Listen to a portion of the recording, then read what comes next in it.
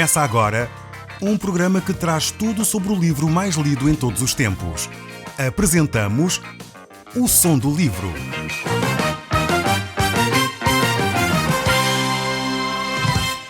Seja muito bem-vindo. Neste podcast vai encontrar o livro mais conhecido e lido em todo o mundo. Vamos levá-lo numa viagem pela história da humanidade. Este é um audiolivro para si, para a sua família e sociedade em geral. Contextualização e comentários de Paulo Chaveiro. Caro amigo, o nosso desejo é que Deus possa falar consigo através destes textos bíblicos. E nós vamos começar desde logo a olhar para estes textos que Deus quer trazer à nossa reflexão. Nós no último programa estivemos a analisar 2 Crónicas e parámos no capítulo 7, verso 14. E eu gostaria de iniciar exatamente aí, pois este texto bíblico tem uma promessa tremenda para cada um de nós. Eu gostaria de ler de novo consigo e pudéssemos olhar juntos para aquilo que diz Deus a este respeito. Vejamos então o texto bíblico. Diz assim: se eu cerrar os céus de modo que não haja chuva, ou se eu ordenar aos gafanhotos que consumam a terra, ou se enviar a peste entre o meu povo, e se o meu povo, que se chama pelo meu nome, se humilhar, orar e me buscar, e se converter dos seus maus caminhos, então eu o ouvirei dos céus, perdoarei os seus pecados e sararei a terra. Estarão abertos os meus olhos e atentos os meus ouvidos à oração que se fizer neste lugar. Vejamos aqui esta promessa de Deus a todo aquele que o busca de uma forma tremenda. Eu quero hoje começar o nosso programa fazendo desde já um desafio. Talvez você estaria à espera de um desafio no final do programa, mas eu quero que você possa refletir o tempo que vamos passar aqui juntos acerca da sua relação com Deus. Tem você alguma coisa que necessita humilhar diante de Deus? Tem você um desejo de buscar a Deus? Necessita você de se converter dos seus maus caminhos? Precisa você de dizer isso a Deus? Então ouça a promessa de Deus que diz que Ele ouvirá a sua oração. Ele irá perdoar os seus pecados. Ele irá restaurar a sua relação com Ele e restaurar aquilo que é mais terreno, mais de relações interpessoais. Deus quer fazer isso na sua vida, mas é necessário que você se humilhe diante de Deus, você confesse o seu pecado, você abandone aquilo que o está a afastar de Deus. Ouça a promessa de Deus dizendo que Ele tem os olhos abertos, os ouvidos abertos e atentos à sua oração. Então isto é algo tremendo. Muitas vezes as pessoas oram a Deus e sentem que Deus não os ouve. Parece que Deus está distante. Parece que Deus parou e está em silêncio diante dessas orações que nós fazemos. O texto bíblico dá-nos aqui, de alguma forma, um segredo para que nós possamos ouvir a resposta de Deus em tempo oportuno. É necessário a nossa humilhação, é necessário o abandono daquilo que é os nossos maus caminhos, é necessário realmente confessarmos esses caminhos a Deus e dizer: Deus, eu necessito de Ti, perdoa-me, ó Deus, os meus caminhos maus. A palavra no livro de Isaías nos diz que os nossos pecados fazem uma barreira entre nós e Deus. É como se os nossos pecados criassem uma muralha de separação entre nós e Deus. Nós certamente ainda estamos lembrados daquele muro em Berlim que separou o Berlim Ocidental do Berlim Oriental. E aquela muralha ali construída fez uma separação entre dois povos. Assim o pecado faz uma separação entre nós e Deus. Nós construímos essa muralha, não foi Deus que constrói. Deus quer se relacionar connosco, mas nós ao pecarmos contra Deus, vamos construindo barreiras que fazem com que a nossa oração não chegue aos ouvidos e aos olhos do Senhor, se podemos usar estas imagens aqui utilizadas também neste texto bíblico. Percebemos que essas barreiras criadas entre nós e Deus são um impedimento para as nossas orações lá chegarem. Então é necessário destruir essas barreiras, é necessário lançá-las abaixo. E como é que isso se faz? Faz-se através da confissão do nosso pecado, faz-se através da humildade, faz-se através do reconhecermos os nossos caminhos maus e podermos dizer a Deus: Deus, perdoa-me o nosso pecado. E eu confio que o sangue de Jesus Cristo me purifica de todo o pecado. Quando nós fazemos esta oração a Deus, então essas barreiras são abolidas, essas barreiras são destruídas e reatamos esse relacionamento com Deus. E esta promessa de Deus se torna muito clara e evidente na nossa vida. Então, gostaria hoje, neste programa, partir desta base para o resto daquilo que Deus tem para nos dizer ainda hoje. E certamente é muita coisa que Deus quer falar consigo a partir desta base que está alicerçada no sangue de Jesus Cristo, no perdão e na reconciliação com Deus. Vejamos agora o verso 16 e diz: porque escolhi e santifiquei esta casa, para que nela esteja o meu nome perpetuamente. Nela estarão fixos os meus olhos e o meu coração todos os dias. Quanto a ti, se andares diante de mim, como andou Davi teu pai, e fizeres segundo a tudo quanto te ordenei, e guardares os meus estatutos e os meus juízos, também confirmarei o trono do teu reino, segundo a aliança que fiz com Davi teu pai, dizendo: não te faltará sucessor que domine em Israel. Deus aqui está a dizer a Salomão que ele o tinha escolhido para habitar ali naquela casa, que ele tinha escolhido Salomão para desenvolver a promessa que havia feito a Davi. E aí estavam a ser feitas orações e Deus aí estava a ouvir essas mesmas orações. Mas havia uma condição para que o trono de Salomão se mantivesse, para que a relação com Deus se mantivesse. Era que os filhos de Israel andassem nos caminhos do Senhor como Davi, seu pai, andou. Deus havia feito uma aliança com Davi e esta aliança não deveria ser quebrada, não deveria ser, desrespeitada de alguma forma. E se o povo fizesse isso, ele sofreria as consequências de ter desobedecido à palavra de Deus. Muitas das bênçãos que Deus nos dá são condicionadas à nossa obediência, são condicionadas ao nosso relacionamento com Deus. É como quando um pai estabelece uma relação com um filho. Por exemplo, se um filho quer ir passar um fim de semana fora, ou se um filho quer ter uma mesada e o pai diz: eu dou-te a mesada se tu aplicares bem o teu dinheiro, ou se tu arrumares o quintal, ou se tu arrumares o teu quarto, então tens direito a essa mesada. Se o filho não fizer a sua parte, ele perde esse direito. Ele deixa de ter o direito a essa mesada. E é assim que um pai se relaciona com um filho. Assim também é na nossa relação com Deus. Por vezes Deus estabelece bênçãos condicionadas.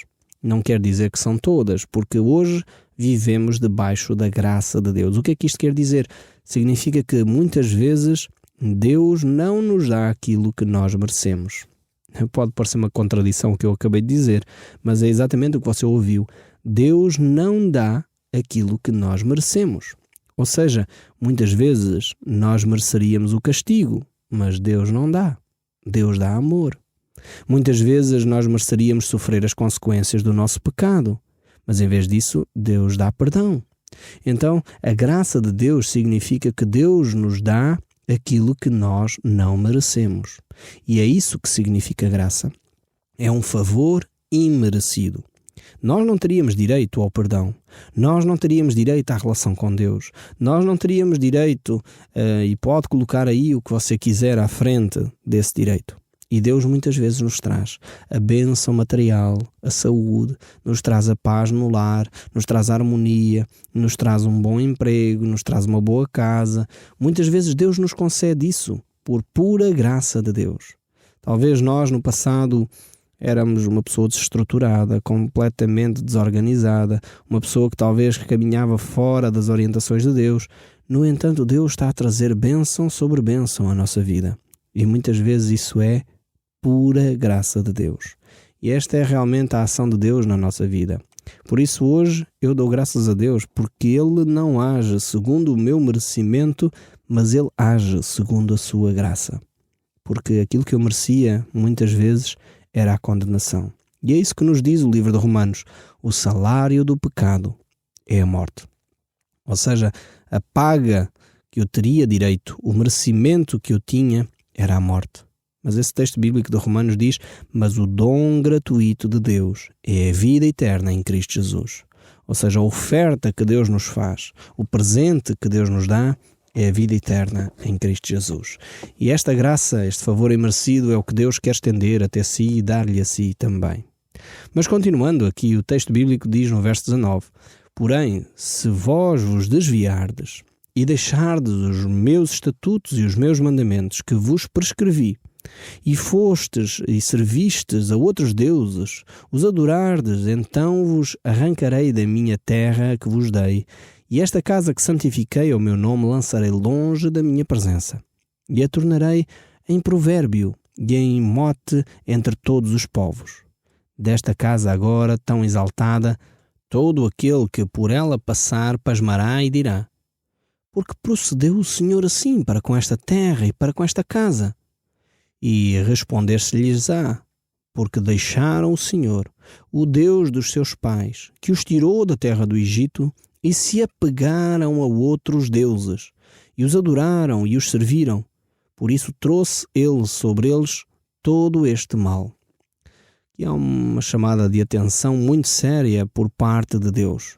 Deus põe diante do povo dois caminhos: o caminho da verdade, da justiça, da retidão, e o caminho da idolatria, do pecado, do afastamento e da desobediência.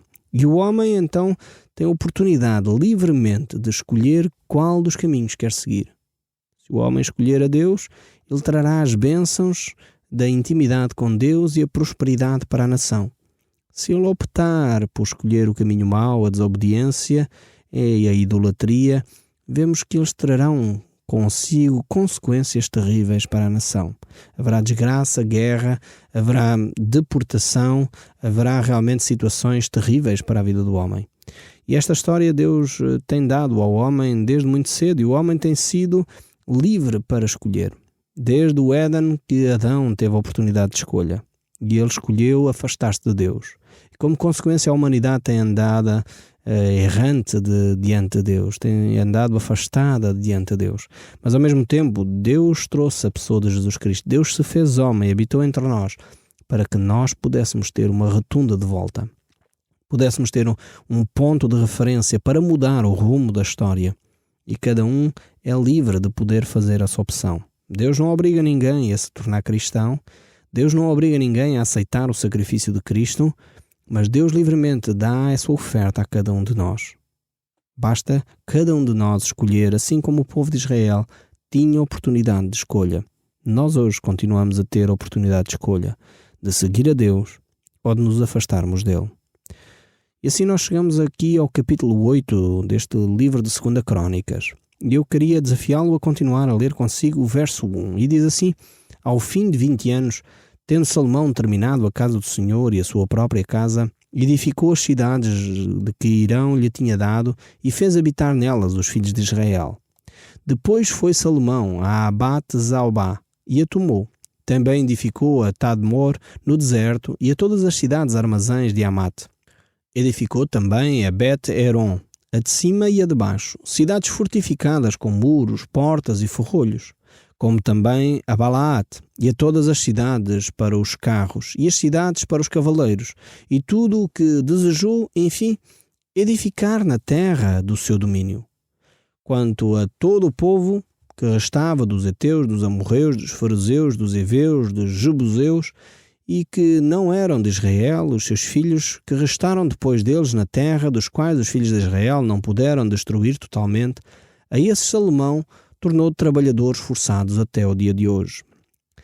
Aqui temos então algumas das atividades de Salomão. Ele edificou várias cidades, preparou, digamos assim, garagens para os seus carros e cavalos e cavaleiros, preparou cidades inteiras para que os seus habitantes pudessem então viver em paz e em tranquilidade. E ao mesmo tempo continuou a desenvolver o seu domínio, a subjugar os povos que estavam naquela região, para que o povo de Israel vivesse em paz. E o texto bíblico continua no verso 9 deste capítulo 8. Porém, os filhos de Israel não fez Salomão escravo algum. Eram homens de guerra, seus comandantes, chefes dos seus carros e dos seus cavaleiros. Estes eram os príncipes e oficiais que tinham o rei Salomão, 250, que presidiam sobre o povo. Salomão fez subir a filha de Faraó da cidade de Davi para a casa que ele lhe edificara, porque disse: Minha esposa não morará na casa de Davi, rei de Israel, porque santos são os lugares nos quais entrou a arca do Senhor. Então Salomão ofereceu holocausto ao Senhor sobre o altar que tinha edificado ao Senhor diante do pórtico. E isso segundo o dever de cada dia, conforme o preceito de Moisés, nos sábados, nas luas novas e nas festas fixas, 3 vezes ao ano nas festas dos pães asmos e nas festas das semanas e dos tabernáculos. Aqui podemos notar que, primeiramente, os filhos de Israel não se tornaram escravos de Salomão, não havia essa ideia. Eles eram homens livres, livres para servir a Salomão. Salomão era um rei que liderava o povo pela sua sabedoria, pela sua capacidade de liderança dada pelo próprio Deus. Nós temos que lembrar aquela oração quando Salomão toma posse do seu trono, do seu reino, em que ele pede a Deus sabedoria para dirigir a nação de Israel. E realmente Deus concede este pedido que Salomão havia feito. E não houve na história da humanidade homem tão sábio quanto Salomão. Ainda hoje a história universal consagra Salomão como sendo o homem mais sábio à face da terra. Realmente foi um homem com uma sabedoria tremenda para dirigir aquele povo. E vemos que Salomão toma o cuidado para preservar as questões de ordem espiritual também. Aquilo que ele havia recebido de seu pai, ele mantém e desenvolve, vai um pouco mais longe até nessas áreas. Ele mantém os holocaustos, os serviços a Deus, as ofertas que deveriam ser feitas, ele mantém para que os sacerdotes também possam continuar a desenvolver e a cuidar da espiritualidade da nação. Como seria bom nos nossos dias que os governantes, os presidentes, os ministros, tivessem esta perspectiva da vida, percebessem que a vida e a espiritualidade de um povo é o que dá a estrutura e a alma ao povo. Quando os governantes e os líderes políticos não percebem que os valores fundamentais que têm origem na espiritualidade fazem parte do substrato, do alicerce de uma nação, então caminhamos mal. Quando os governantes, os políticos, aprovam medidas contrárias à vida, quando aprovam medidas contrárias à família, nós verificamos realmente que esses líderes não têm Deus como referência, não têm os princípios básicos da moral e da vida cristã e da vida em família como base, e eles são realmente a base para uma sociedade. Salomão estava bem convencido daquilo que ele devia fazer. Salomão percebia que a sua relação com Deus era fundamental para que a nação fosse próspera. Era importantíssimo que os nossos líderes percebessem o mesmo e que dessem a liberdade para que as igrejas, as religiões pudessem se desenvolver na sua espiritualidade, trazendo os valores à sociedade que são alicerce e fundamento para uma sociedade mais justa, mais íntegra, uma sociedade mais correta diante de Deus e diante dos homens. Quando nós deixamos de lado propósitos como a verdade, a integridade, a fidelidade, que não é só fidelidade conjugal, mas a fidelidade nos relacionamentos, a fidelidade nos relacionamentos entre patrão e empregado, entre empregado e patrão, quando a justiça é realmente vivida, porque há pessoas que têm esse valor não por causa da lei, mas por causa do seu relacionamento com Deus, vivem esse valor, mesmo quando ninguém está a ver, então realmente essa sociedade se torna mais justa. As prisões talvez começam a ser um lugar onde realmente está lá quem deveria estar e não quem não deveria estar. A justiça e os tribunais tratam de assuntos que dizem realmente respeito à justiça e não a situações simplesmente para encher jornal. É necessário que realmente o nosso país repense a sua espiritualidade. É necessário que o nosso país comece a olhar para os valores que têm sido o alicerce desta nação e talvez comece a valorizar aquilo que é fundamental para uma vida em sociedade. Mas o verso 14 continua e diz: também, segundo a ordem de Davi, seu pai, dispôs os turnos dos sacerdotes nos seus ministérios, como também o dos levitas para com os seus cargos, para louvar a Deus e servir diante dos sacerdotes, segundo o dever de cada dia, e os porteiros pelos seus turnos a cada porta, porque tal era a ordem de Davi, o homem de Deus. Não se desviaram do que ordenara o rei aos sacerdotes e aos levitas em coisa nenhuma acerca dos tesouros. Assim se executou toda a obra de Salomão desde o dia da fundação da casa do Senhor até se acabar. E assim se concluiu a casa do Senhor. Então foi Salomão a Ezion, a Geber e a Elat, à praia do mar na terra de Edom. E enviou-lhe Irão, por intermédio dos seus servos, navios e marinheiros práticos. Foram também servos de Salomão a Ofir e tomaram de lá 450 talentos de ouro, que trouxeram ao rei Salomão. Aqui vemos algumas informações importantes acerca do reinado de Salomão. Eles não se desviaram das ordens que haviam recebido do rei Davi e das ordens que foram dadas aos sacerdotes e aos levitas. Eles guardaram estas tarefas, preocupados com a vivência espiritual. E o capítulo 9, do verso 1 e 2, continua: Tendo a rainha de Sabá ouvido a fama de Salomão, veio a Jerusalém prová-lo com perguntas difíceis, com grande comitiva, com camelos carregados de especiarias, de ouro em abundância e pedras preciosas. Compareceu perante Salomão e lhe expôs tudo quanto trazia em sua mente. Salomão lhe deu resposta a todas as perguntas e nada lhe houve profundo demais que não pudesse explicar. Vemos aqui realmente a sabedoria deste homem dada por Deus. E vendo esta rainha que o rei tinha sabedoria e a casa que edificara, e a comida da sua mesa, o lugar dos seus oficiais, o serviço dos seus criados, os seus trajes, os seus copeiros e os seus trajes também, e os holocaustos que oferecia na casa do Senhor, ficou como fora de si e disse ao rei: Foi verdade a palavra que a teu respeito ouvi na minha terra, e a respeito da tua sabedoria. Eu, contudo, não cria no que se falava, até que vim e vi com os meus próprios olhos. E eis que não se comparam a metade da tua grandeza e da tua sabedoria, sobrepejam a fama que ouvi a teu respeito.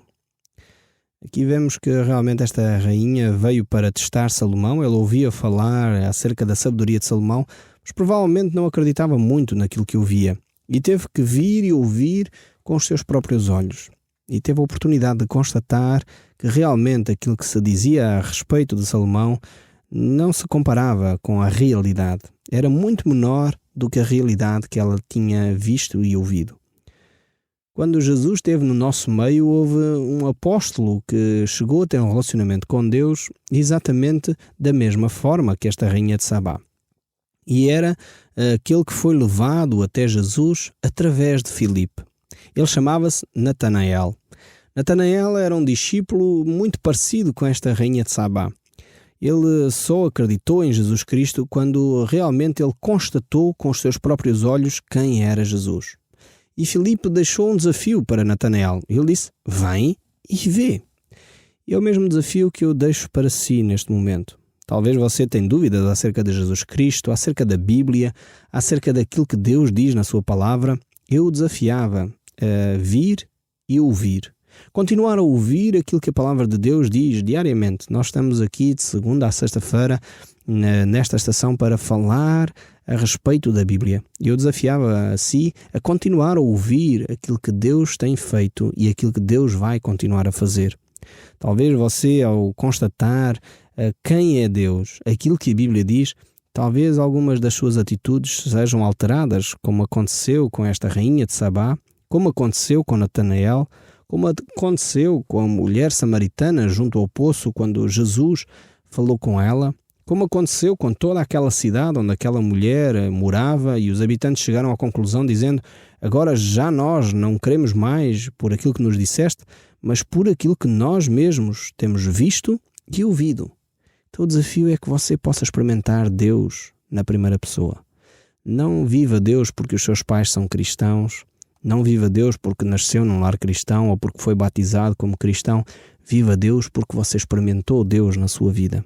Este é o desafio de Deus para si.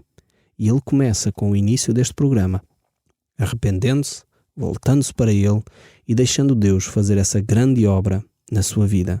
Experimente Deus e verá que não ficará desiludido. No próximo programa, nós continuaremos a analisar os textos da Palavra de Deus. Continue a ouvir o som deste livro e verá que Deus tem grandes bênçãos para si. Fique bem, fique com Deus. O Som do Livro, uma produção da Rádio Transmundial de Portugal.